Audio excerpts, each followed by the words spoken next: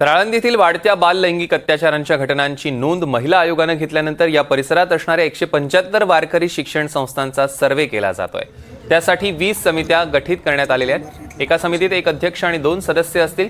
शिक्षण संस्थांचा सर्व्हे करत शिक्षण संस्थेच्या संबंधित आवश्यक कागदपत्रांची तपासणी करण्यात येते।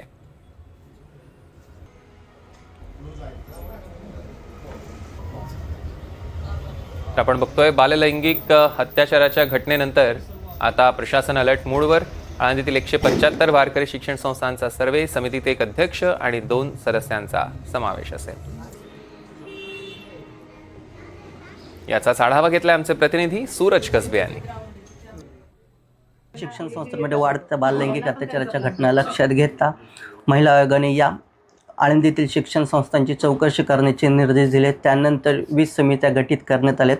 प्रत्येक समितीमध्ये एक अध्यक्ष आणि 2 सदस्य आहेत आणि या समितीमार्फत या आळंदीतील 175 शिक्षण संस्थांचा सर्वे करण्यात येतो। आतापर्यंत 110 पेक्षा अधिक शिक्षण संस्थांचा सर्वे करण्यात आला असल्याची माहिती मिळते। मी अशाच एका शिक्षण संस्थेमध्ये सध्या आहे ज्या ठिकाणी या सर्वेचं काम चालू आहे। सर, काय सांगाल, एकंदरीत शासनाच्या आदेशानुसार तुम्ही प्रत्येक शिक्षण संस्थेमध्ये जाऊन पाहणी करताय आणि कशा प्रकारे हे सर्वेचं कामकाज चालू आहे?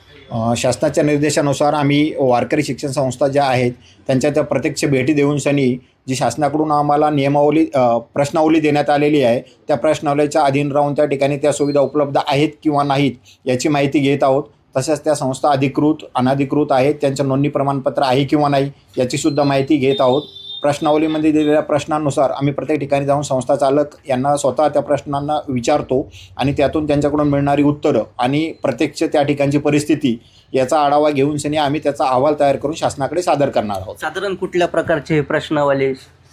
त्यामध्ये भोजन व्यवस्था कशा प्रकारची आहेत, विद्यार्थी संख्यांचा वयोगट वगैरे काय आहे, मुलांना राहण्यासाठी जे हॉल्स आहेत ते पुरेसे आहेत का, शौचालय, स्वच्छतागृह, भोजनगृह ही कशा पद्धतीची आहेत, मुलांना जेवण्यासाठी भोजन कक्ष वेगळा स्थापन केलं आहे का, मनोरंजनासाठी वेगळी काही साधनं आहेत का, या स्वरूपातलीच ही प्रश्नावली आहे। त्यांचे क्लासेस वगैरे कोणत्या वेळेत घेतले जातात, त्यांची दिनचर्या वगैरे काय असते, या स्वरूपातली जे प्रश्नावली आहे। पण या ठिकाणी पाहिले तर या शिक्षण संस्थेच्या संबंधित जे काही सर्व कागदपत्रे असतील किंवा अन्य कुठल्या बाबी असतील या सर्वांची चौकशी या समितीमार्फत करण्यात येते।